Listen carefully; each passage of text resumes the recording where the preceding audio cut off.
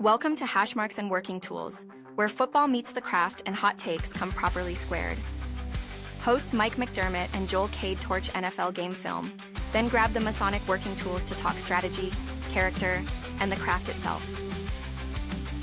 Welcome back to the Hashmarks and Working Tools, the only show where the takes come in hotter than a torque wrench left out in the July sun. I'm Mike McDermott, and sitting across from me with his sleeves rolled up, his knuckles cracking, he's ready to cook somebody, is one and only Joel Cade. Strap in, people, because today is a holiday here in the studio. The Cleveland Browns just handed reigning Defensive Player of the Year, Miles Garrett, to the Los Angeles Rams. Yeah, you heard me right. The best pass rusher on the planet today is packing his bags for Hollywood. And all it cost L.A. was Jared Verse, a 2027 first rounder and a 2028 second round and a 2029 third rounder. And Vegas is excited. They believe that the LA Rams have the opportunity to win the Heisman this year with that choice. And Joel, it took him a while to kind of respond to my text messages yesterday, but I know he has a hot take chambered and a safety already off. But I want to tell you, when I came into work today, it was a great day. It was a great day for a Steeler fan. It's a great day for everyone in the AFC North. You know, we are waving our towels on this occasion, as Miles Garrett will be traded to the LA Rams. So let's get into it. Wait, hey, actually first, let me play a little clip here.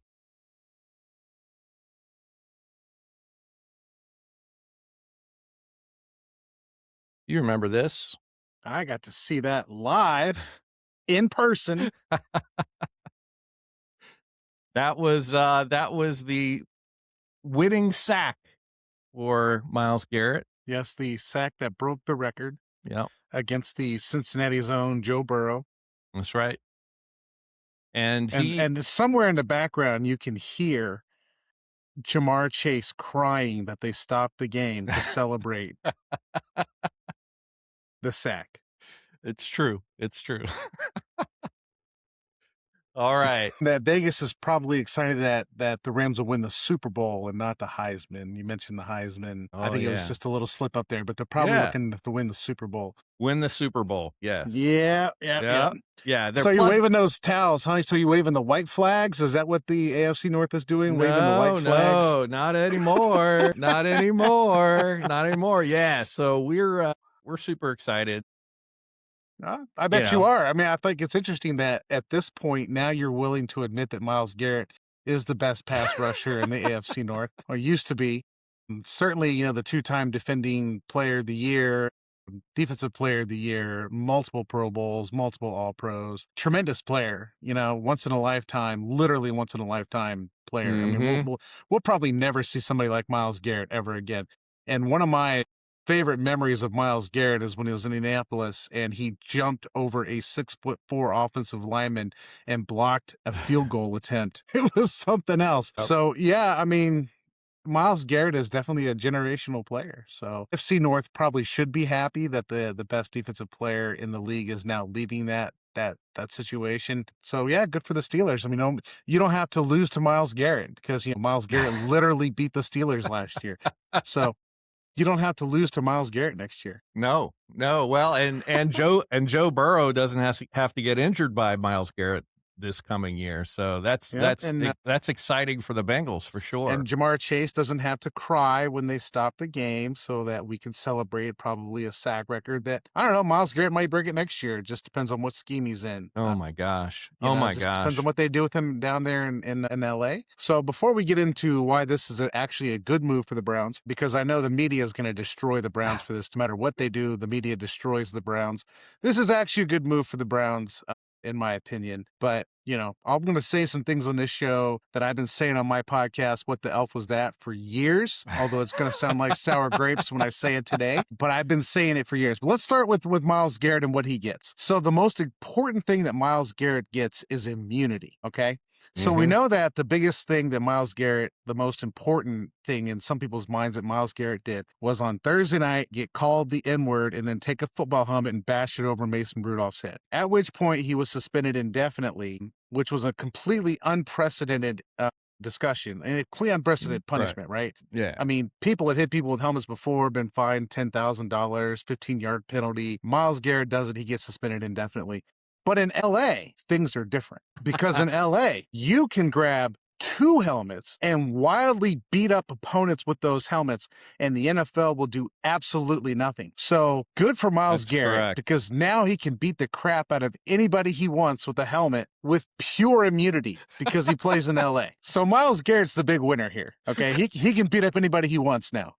So that's first of all. Second of all, Miles Garrett can drive through LA as fast as he wants, and I don't think anybody's going to care. Yes. He can roll his Porsche 5 times off some country road and nobody's going to care. The state of Ohio is going to lose significant income because he is leaving Northeast Ohio. So Miles Garrett is the real winner, right? He except now his contract that he signed with the Browns for the $160 million contract is now going to be paid out in California taxation systems as opposed to the Ohio taxation system. So at least he doesn't pull an OBJ. When OBJ went to the Los Angeles Rams, he wanted his money in cryptocurrency and ended up paying more in taxes to the state of California than he earned that year that he ended up going to the Super Bowl with the Rams. So as long as Garrett doesn't get his money in cryptocurrency, he'll be okay. Well, and yeah, that's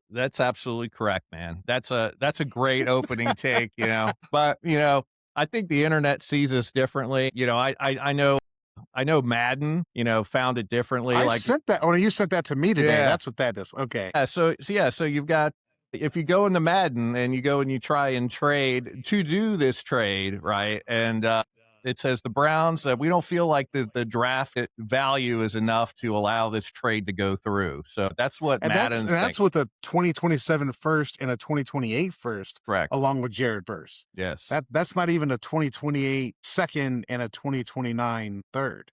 Okay, that's probably a better pick anyway.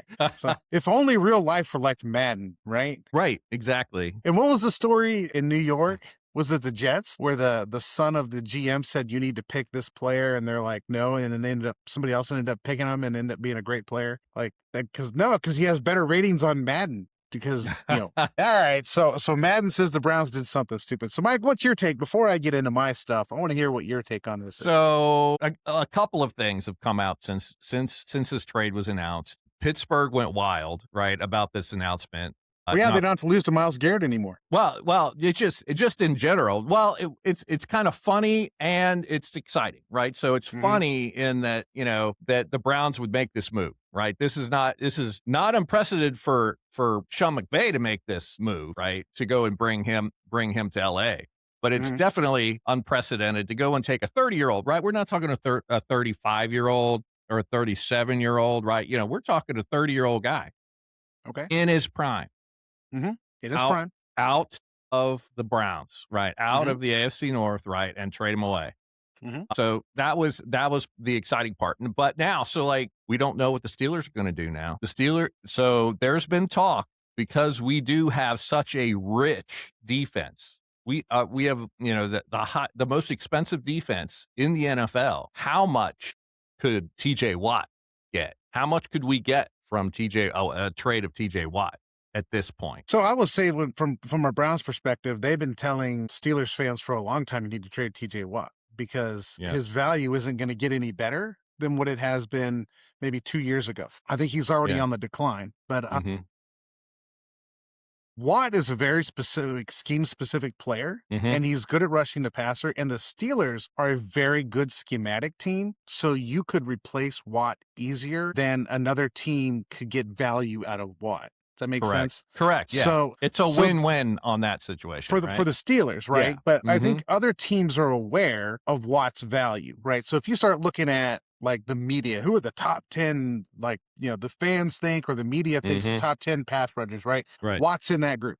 But you start looking at the top 10 pass rushers as rated by players, as rated by the GMs, and Watt is almost non-existent in those situations. Mm-hmm. So the question just is, what does an opposing GM see the value of Watt versus what the Steelers see the value of TJ Watt is? Mm-hmm. And I'm not sure you're getting a haul like you got for Miles Garrett, which I think is better than what people are thinking that the Browns got. But if I was the Steelers, I would absolutely trade Watt, because I've thought for a long time that Watt, his good and his ability to play is in part a product of that system, right? Correct. That system is designed to allow that left side defensive end or outside linebacker where Watt plays to be the guy, because quarterbacks like to roll right. So if you bring pressure from the defensive right, force the quarterback to roll to his right, he runs right into TJ Watt, right. Which is literally how he gets most of his sacks. I mean, I think I brought this up at one point. We watched a video. I don't know if we watched the video. I've sent the video out a bunch of times on his sacks, including like 4 or 5 of them are him just pushing a guy out of bounds, right? Mm-hmm. And so he plays a different style than, say, Miles Garrett does, who's like a pure defensive end pass rusher, which has a different value set. So you would have to be a very schematic, specific team to look for him. For TJ Watt. So I don't know what you would get, but absolutely I would trade him for anything you can, because the Steelers are rebuilding right now. And if you can rebuild, you might as well take the people that you have that have value and maximize that value. Right. Kind of like the Browns just did. Yeah.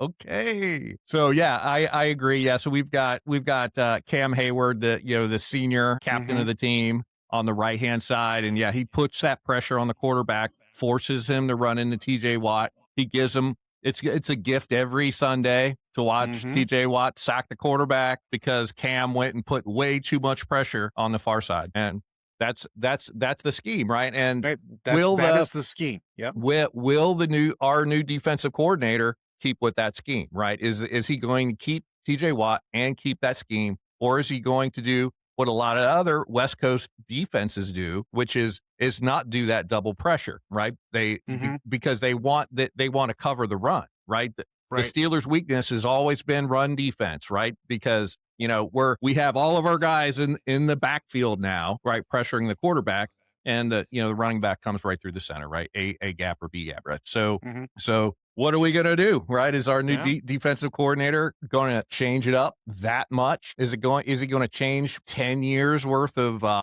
defensive, well, the Steelers plays? Kind of invented that zone blitz defense. It would be weird to see the Steelers run something other than that zone blitz style defense. Very aggressive on first, second down, and then play coverage on third. I mean, it would be weird to see them do something different. Yeah. Let's get on Miles Garrett now. Okay. So let's take this on from 2 different perspectives. One, we'll take this on from who Miles Garrett is and what he's about, and then we'll go on to who the Cleveland Browns are and what they're about. Okay, because I know Field Yates out there and everybody else out there, the Cleveland Browns are the biggest morons on the planet, blah, blah, blah. And we'll hear that all season. Every time Miles Garrett gets a sack, somebody will be like, the Browns are so stupid. The Browns are so stupid. It'll happen all year. So let's just put that out there from the start.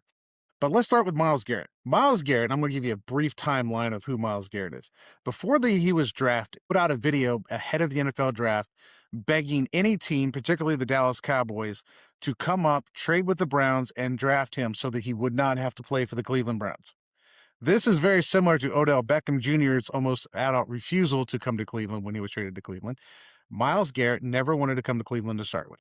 Okay. He's kind of embraced it, kind of accepted it, but he's never truly wanted to be a Cleveland Brown. Miles Garrett is interested in one thing, and that's Miles Garrett, period. Miles Garrett is about Miles Garrett.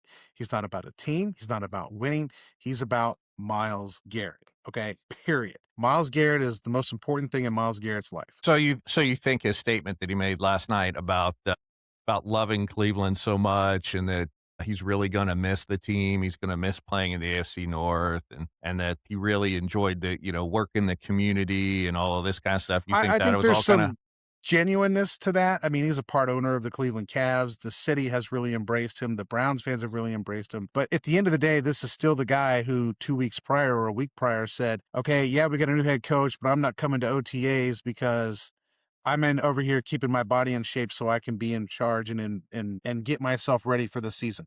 Right. He hasn't come to OTAs in I don't know how long. I mean, they're voluntary, so you can't blame the guy for not coming to OTAs, right? But when you have a new head coach, you've got a new defensive scheme, and you're not coming to OTAs, you're not a leader, period, right? And this was part of I'm going to get too far ahead of myself. Let's just keep going with who Miles Garrett is. Miles Garrett on a team coming off, say, an 0-16 season, then they draft Baker Mayfield the next year, right? People ask, Miles Garrett, what's your goal next year? Miles Garrett's goal the next year was to be the defensive player of the year. Wasn't to win football games, wasn't to bring a winner to Cleveland, wasn't to win the Super Bowl. It was to become the defensive player of the year. That was his goal. When he was drafted, Bruce Smith came out and said, this guy has the potential to be the greatest defensive end to ever play in the NFL. And I absolutely agree with Bruce Smith. Okay? Bruce Smith even said, I will sit down and help Miles Garrett. How many times has Bruce Smith helped Miles Garrett? Zero. 0 times. Somebody asked him about what happened with helping Miles Garrett, and he said Miles Garrett wasn't interested because Miles Garrett is about Miles Garrett, okay? Yeah. I don't care what defense you call, Miles Garrett is rushing the passer. That's what he's doing. He makes money rushing the passer. That's what he's going to do every single play. So, period. And then Miles Garrett wins the Defensive Player of the Year. Then they say, what do you want to do next? Well, I want to win the Defensive Player of the Year award again. Not win games, win the division, make the playoffs, win the Super Bowl. He doesn't care. Miles Garrett is about Miles Garrett, period. Okay. Yeah. That's who Miles Garrett is. Solid. Miles Garrett, every offseason, gets speeding tickets for going 100 miles an hour. He rolled his car one year in the middle of the season and hurt his shoulder. It was half of the player that he used to be because he rolled his Porsche one day after practice. He's out there for himself. He's not leading anybody. He's a known cancer in the locker room because he's in there like worried about Miles Garrett. He shows up late to meetings. Coaches just put up with him because what are you going to do? Not play Miles Garrett? And Miles Garrett knows this. So he's not a leader for anybody. And then skipping back or heading back again to the conversation I eschewed earlier, last year Miles Garrett went on a media tour. And he loved every second of being Miles Garrett on the media tour, wanting to get a trade. Now, you knew as soon as he did it, he wasn't getting traded because he's listening to LeBron James tell him that he needs to take control of his career and he needs to do this and do that. And the last person who tried this, you know who the last person to try to do that was? That was Deshaun Watson was the last person that tried to go out and control his own career and manage his own career and tell everybody what's going to happen. Now, for perspective, Deshaun Watson had 21 or 22, allegations made against him. A grand jury indicted him for 0 of those situations, which means the state of Texas didn't think he did anything illegal in any of those situations. He wasn't charged with a single thing, minus, by the way, for perspective, that idiot kicker out of Baltimore, Tucker, has been gone to massage parlors and been thrown out and had formal complaints filed at the police department against him. That idiot owner Kraft was doing the same exact thing, got in the middle of a federal investigation. And what penalties did those 2 people get? Nothing. 0. The NFL did nothing about 2 other people with allegations of sexual harassment at massage parlors, but they suspend Watson for 11 games. What's that really about? That's about Watson trying to dictate to the NFL what's going to happen because he looked at his owner and said, because his owner looked at him and said, the inmates are running the prison. And Watson said, no, we're not, and challenged the NFL owner, and that's why he's been suspended. Now, I'm not defending Watson. Watson's an idiot, okay? He's not a good person, and he's an idiot. But let's be honest, 90% of these players in the NFL are not good people, okay? But Miles Garrett gets up there and chastises the fans for booing Deshaun Watson. How tone deaf are you?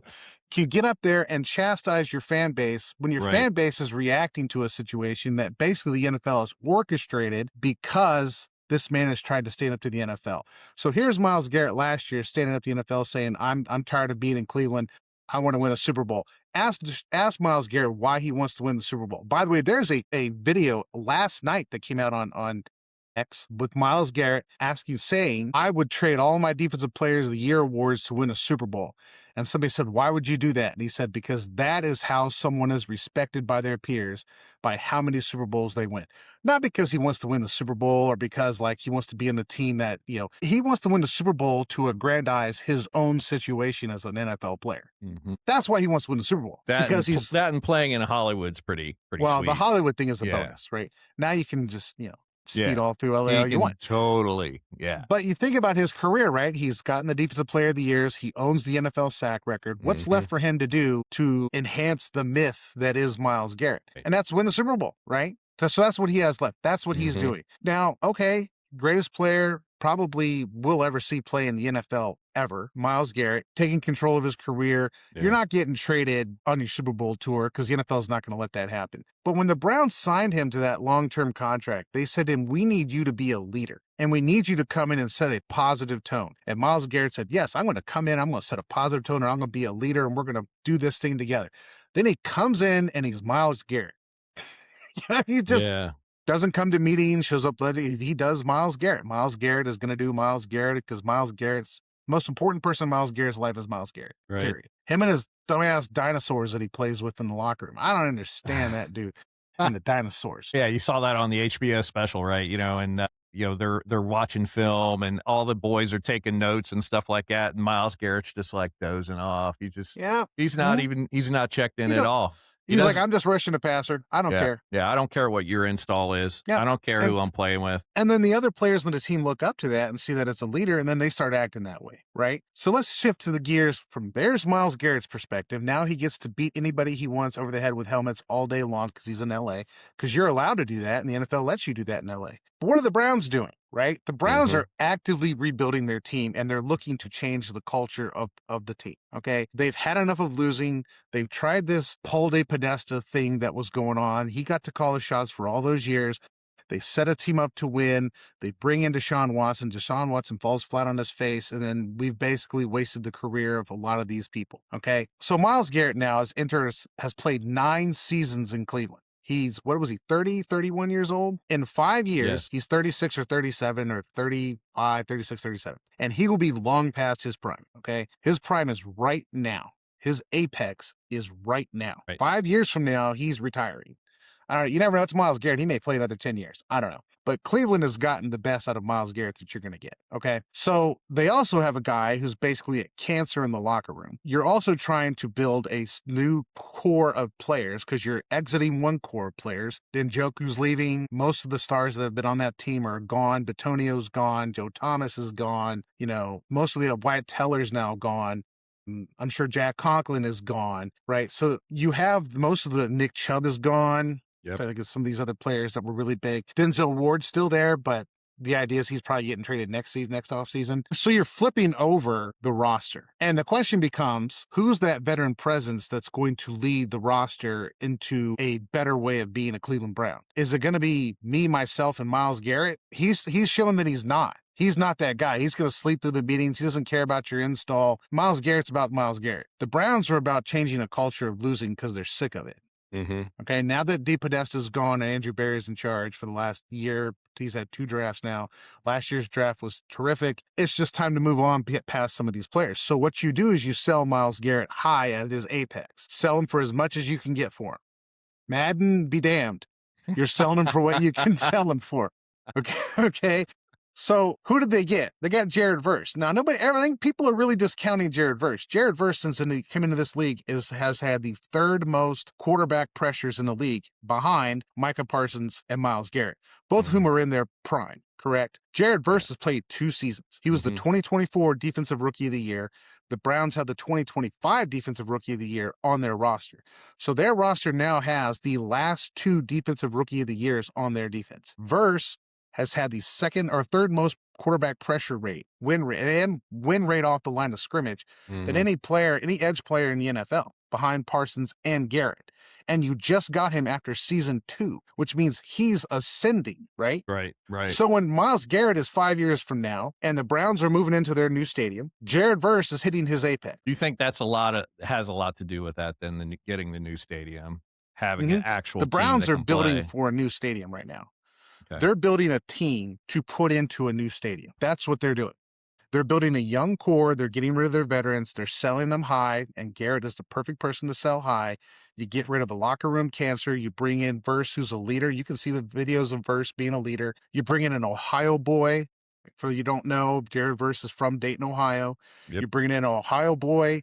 You bring him back to his roots. I think he went to school in Pennsylvania, went to a Pennsylvania high school, so he must have been born in Dayton and then moved away. But you're bringing in pieces and leaders into a defense that are going to get people to play football. Okay. Right. Not just sit there and be me people. So the Browns are looking to pick up more draft picks. They're going to need to grab a quarterback. I think they're anticipating grabbing a quarterback in next year's draft. So you're going to have 2 picks in next year's draft, and if the asking price is always 3 picks, you can trade 2 2027s, trade your 28 first. You'll have 2 second rounds in the 28 because of the Rams giving you two twos in 28, which will make up for the loss of a 1 in 28. Then you're going to at least have 2 thirds in 29 to help build your roster, because you build your roster mainly between 2 and 3, right? So you're grabbing picks in that area where you're grabbing starters from the Rams. So I think long-term, this is a good deal for the Browns, because they're getting rid of a cancer. They're bringing in a good player, a good leader, an ascending edge rusher whose best days are ahead of him as opposed to his best days are behind him. So it's a good move. But in the short term, everyone's going to sit and laugh at the Browns. Look what the stupid thing the Browns did. They traded Miles Garrett, blah, blah, blah, Miles Garrett. Well, go let Miles Garrett jump off sides in L.A. Have fun with that.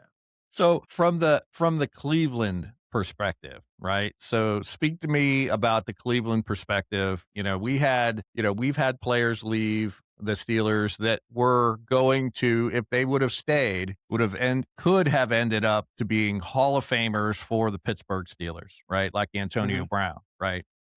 Specifically, right? So he had enough credentialing, right, to get him into the Hall of Fame as a Pittsburgh Steeler. He left. He played for a couple other teams, right? He burnt bridges everywhere he went. And then he asked to retire to be a Steeler, right? He went and he met with Rooney and said, hey, I want a 1-day contract from the Pittsburgh Steelers before I get out of this. And the Steelers told him no. You're not retiring a Steeler.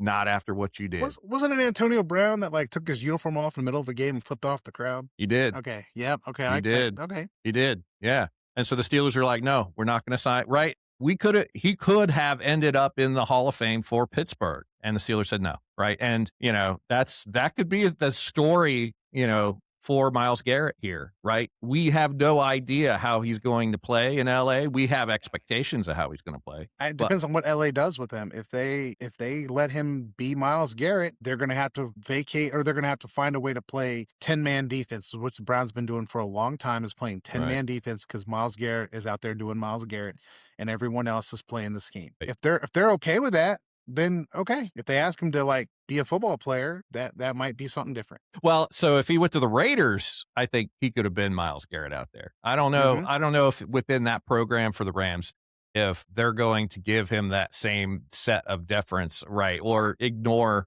basically who Miles Garrett is. So, and that's what frustrated Antonio Brown as much, right? He wanted all the passes to be thrown to him, right, when he left. He was like, hey, you're splitting me up now. I've got these young guns and stuff like that. You're throwing passes to them. You're throwing passes to the tight ends, because we're tight end heavy for the Steelers. And, this is bull.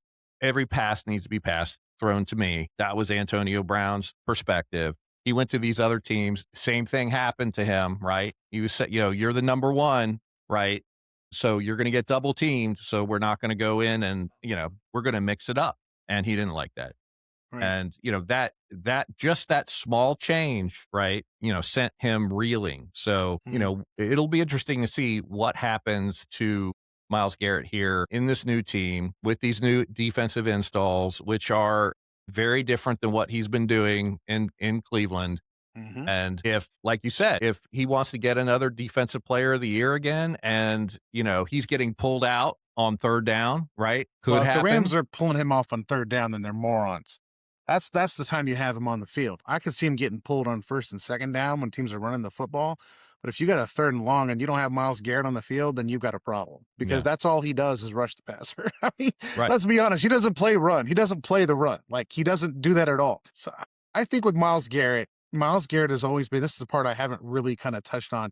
Miles Garrett has always relied on his talent. He's never developed the defensive skill set to play the position. And that has been my number one critique of Miles Garrett. Now, last year, I think he started under Jim Schwartz to actually learn to play the defensive end position. That and the acquisition of defensive tackle, I can't even think of his name right now, the guy from Michigan they drafted 4th overall, plugging up the middle, who was another candidate for Defensive Rookie of the Year, even though it went to Schlesinger. plugging up the middle up there really helped the Browns. But it helped Miles Garrett on his pass rush, because what had happened in years before is Garrett would come around the edge, quarterbacks would just step up and run up the middle.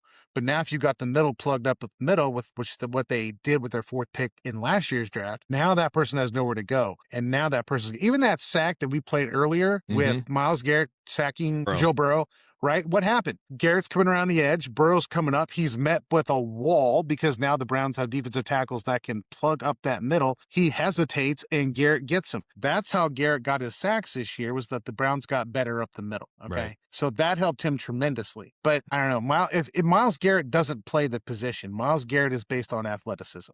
He's always been that player. Okay. He's so athletic that he can just beat people with athleticism. Well, he's now 30. I think 30 or 31. I don't know exactly what it is. That athleticism is about to go downhill. I give him 2 years of elite play, and then that's going to start downhill. And the rate of that decline is going to determine how long he stays in the league, because Miles Garrett is not going to learn to play technique. Yeah, I agree with that. I think that trade for, looking at it from the Rams' perspective, was that they want to win the Super Bowl. They this year, they want to win the Super Bowl. They're not going to go and win their division and then not win the Super Bowl. That's the play for them, right? And because they made this trade, who was that? AJ something or other. Just basically, there were a couple of players that the Rams wanted to go and fill in the blanks on, and now they can't, cash wise, fill in. They can't do anything anymore because of that contract. So, they decided they wanted to strengthen up that defense, and they want to win the Super Bowl this year. So they had every opportunity of doing that without Miles Garrett, and now they have an even better chance of doing it with Miles Garrett. So I agree with that, but it's definitely a this year opportunity for the Rams, because if you start looking 3-4 years down the road, we don't know who Miles Garrett is going to be. Is he going to adapt and adjust as his natural ability declines, like everybody does? Father Time is undefeated, and Father Time will get Miles Garrett. Just like the sideline has never missed a tackle, Father Time has defeated every single football player. And the ones who last, have these significant longevities, are those who learn to play the position, like a Cam Hayward, like Calais Campbell, playing into his 40s. He knows how to play the position. Miles Garrett doesn't play the position. Miles Garrett is the guy who jumps over a 6'4" guy and blocks a punt. 35 years old, he can't do that every single down like he is now. And is he going to end up like the other great talent that never learned to play the position? And by that, I mean Jadeveon Clowney. Clowney's another guy. He came out, with massive athleticism, right? But never learned to play football. So as he got older, he's bouncing from team to team to team to team to team, because all he wants to do is rush the passer, and that's not even what he does well. What he does well is play the run. But Clowney wants paid, and Clowney wants Clowney money, and Clowney thinks that Clowney's money is coming from rushing the passer. And in the end of the day, Clowney's just a clown. And the question is, who's Miles Garrett as he starts to decline? Right. And why would the Browns own his decline years? Because unless he breaks the sack record next year, he's declining. I mean, let's be honest, okay? Unless he can single-handedly beat the Pittsburgh Steelers because he has like 4 people blocking him on every play, he's declining. And he's reaching an age where he may have 1, maybe 2 more years of that prime left, maybe. But like, he's going to start declining. And we don't know who he's going to be. And the writing's on the wall that it's not going to be pretty because of his work habits. So if you can sell him high, do it, as far as I'm concerned. Now, let's go back to the Hall of Fame question. What are the Browns going to think about him, after he retired after 5 years? Well, I think he broke the sack record in Cleveland, and he gave us something to watch when the team is just absolutely abysmal. And even though Miles Garrett is a complete moron, I mean, I stand by the fact this dude is an idiot. He's a complete moron. The Browns fans will embrace him. The Browns fans still embrace Baker Mayfield, so they'll still embrace him. He's a good player. Like Miles Garrett is a good football player in terms of like lining up and just out athleticizing somebody. Now, is he a good football player when it comes to technique? No, but he's never had to be, right? He's never had to sit down and say, I'm going to beat you with a swim move or a spin move. He knows how to do it, but he doesn't know the nuance of doing it. And he doesn't play the run. So as he starts to get older, his time on first and second down is going to come off the field because teams will run right at him. So again, I know the Browns are going to get destroyed for this trade, but 5 years from now, this trade is going to look very different. If Jared Verse continues his ascendancy, he's going to become the best edge player in the NFL. Right. Now, a couple of weeks ago, we went over what the record that you feel like the Browns are going to have this year and stuff. Did that get better? Or did that get worse after this trade? I think interestingly, Paul Bathgate texted me about this, right? And by the way, I was at a movie with my wife. Mm-hmm. We were watching Pressure with Encino Man. What's the guy's name? The actor. Can't think of it. Anyway, Brendan Fraser. Brendan Fraser. Okay. Watching Pressure with Brendan Fraser. So I was at a movie when this was all going down. So that's my delay. That and the shock of like, why did we do this? And I'm sitting there like, in the middle of the movie theater, and my wife's like, you gotta stop, Joel. We're in a movie. But I forget my train of thought now. You were going to go into the Hall of Fame.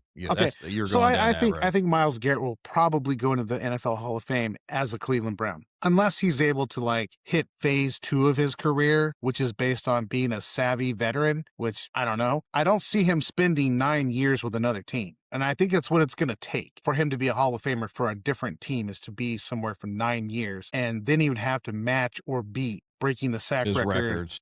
Like the pass pressure rate, win rate, some of those things when he's going to be on a decline. So if the Browns don't think that in 5 years Miles Garrett's going to carry the team when they enter to the new stadium, if you can trade for the player that you think will be the best edge rush player in the league 5 years from now in Jared Verse, then by all means make it happen. So you got a player that's on the rise as an edge to replace the guy that you just traded. Okay, sure, he's not Miles Garrett athletically, but in some ways, he's playing at that level in terms of just the numbers. Now, obviously, the numbers are skewed when you actually watch the games and the way teams plan for Garrett as opposed to the way they plan for Verse. And then you've got another draft pick the next year. You're obviously going to be looking for a quarterback.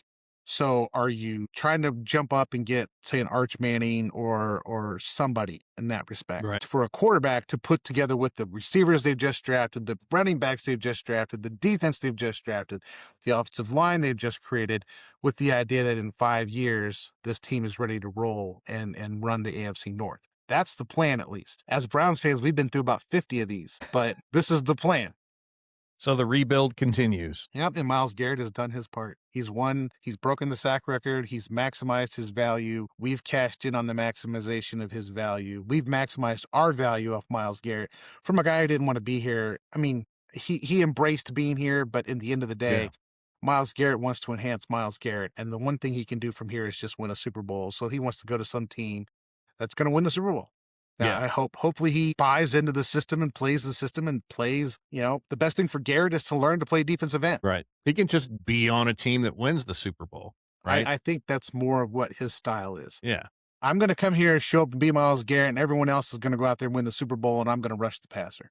Right. And I've done my part. Yeah. Well, I think that was the difference between the Baker Mayfield move, right? Was, I think Pittsburgh loved him, or I'm sorry, the Cleveland loved him as a player, as a person, right? And, he was a personality as much as he was a quarterback. And when he left, right, they were really let down, especially because he went to a team where he could operate, right? And he could win football games, which is really what he wanted to do too, right? Well, So Baker Mayfield? Yeah. Well, it took Baker Mayfield a little humbling. Like, first of all, I think Odell and Jarvis Landry, who were very, very, very bad locker room people, ran Baker Mayfield out of town. Right. Okay. That's the first thing with Baker Mayfield. Second of all, I think Baker Mayfield got in his own way, and he will admit that he's gotten in his own way with this whole bravado and I'm this and I'm that and woke up feeling dangerous and things like this, where you can find the Baker Mayfield cycle, which, by the way, still seems to be in operation today, which is play like crap, get called out by the media, play well, call the media out, and then go back to playing like crap. That's the Baker Mayfield cycle. So he'll play like garbage. Somebody will call him out. He'll get mad. Call me out. I'll show you. Has a good game, comes back, starts criticizing everybody, and then goes back to playing garbage Baker Mayfield ball. Right. I mean, you can count on Baker Mayfield to throw an interception when it really is important. Mm-hmm. And he does it in Tampa. Well, that was a good take.